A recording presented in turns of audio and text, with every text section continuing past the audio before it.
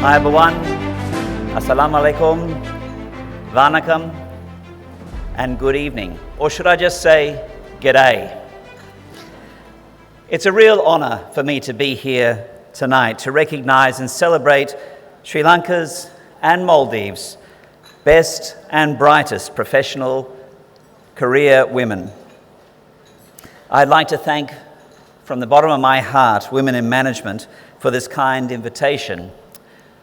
I'd also just like to thank too the vision of our sponsors here tonight as well for making this possible. Their names were read out before, but please, will you just join me in giving them an applause for their sponsorship?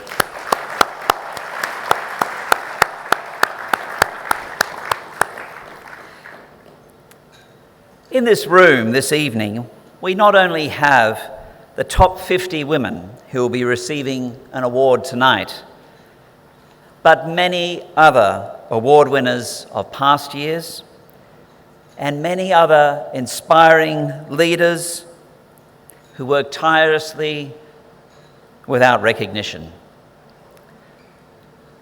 And I feel very privileged to be amongst you all. Australia places gender equality at the centre of our foreign policy, our economic diplomacy, and our development agenda. We are one of the handful of countries that have introduced the position of Ambassador for Women and Girls. This is a reflection of Australia's ongoing partnership with the world to ensure that gender equality is felt and is achieved. And we are delighted to be able to partner with Sri Lanka to be able to achieve these goals. Our joint efforts to promote and recognise women enhance the depth and dimension of our bilateral relationship. Australia is very proud to be supporting tonight's event through our flagship gender equality program, Women in Work, delivered in partnership with the IFC, and what a great partner they are. Thank you so very much. The Australian government is investing 13 million Australian dollars over 5 years to support Sri Lankan businesses to improve their performances in employing, promoting, and supporting women.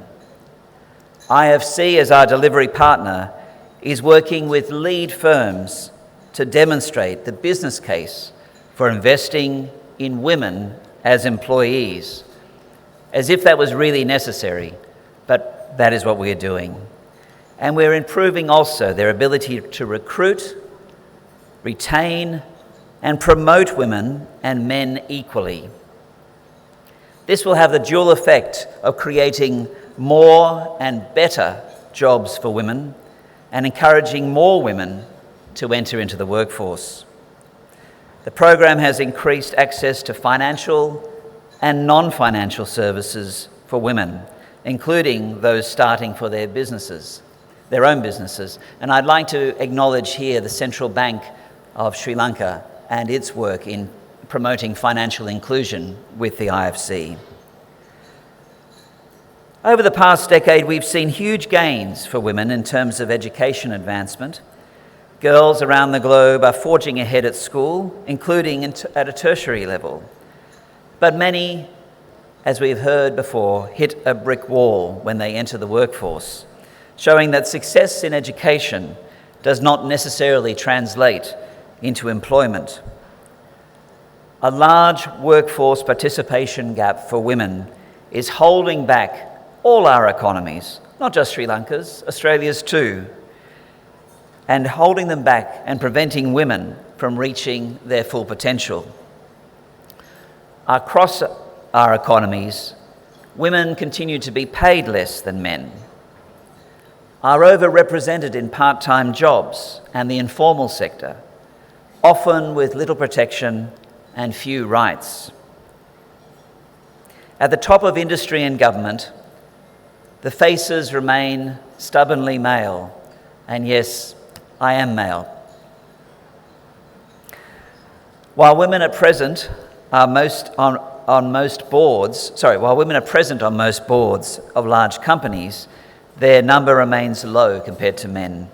These barriers produce serious challenges for women's advancement, and they restrict the growth of our economies and the performances of our businesses. Ladies and gentlemen, the economic case for gender equality is both clear and compelling. Companies benefit financially when they invest in women as employees, entrepreneurs, and customers. Investing in women helps broaden the company talent pool, increases productivity, and provides opportunities to transform markets, as we attested today through so many of the winners that we are learning about. We know that companies with gender-diverse boards generate a higher return on equity than those without. And companies with gender-diverse boards outperform in terms of share price performance.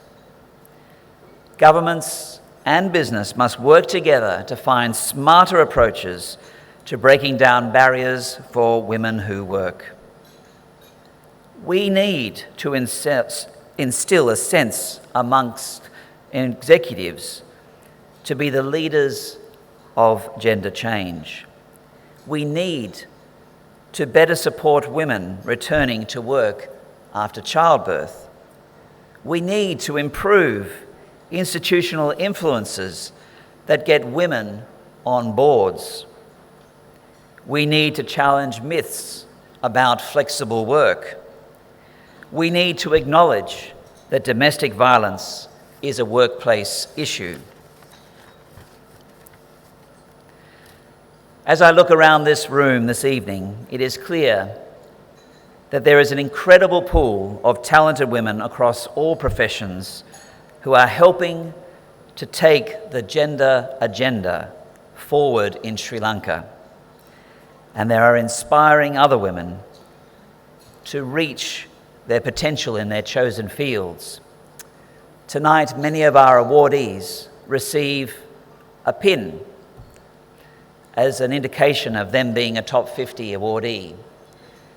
That is there not to show off, but I would encourage you, for those who have received them, to wear them as an inspiration to others, to younger women, as to what can be achieved. Please do so. Tonight is an opportunity to recognise and commend your achievements, and I wish you all of you, the very best. Thank you very much.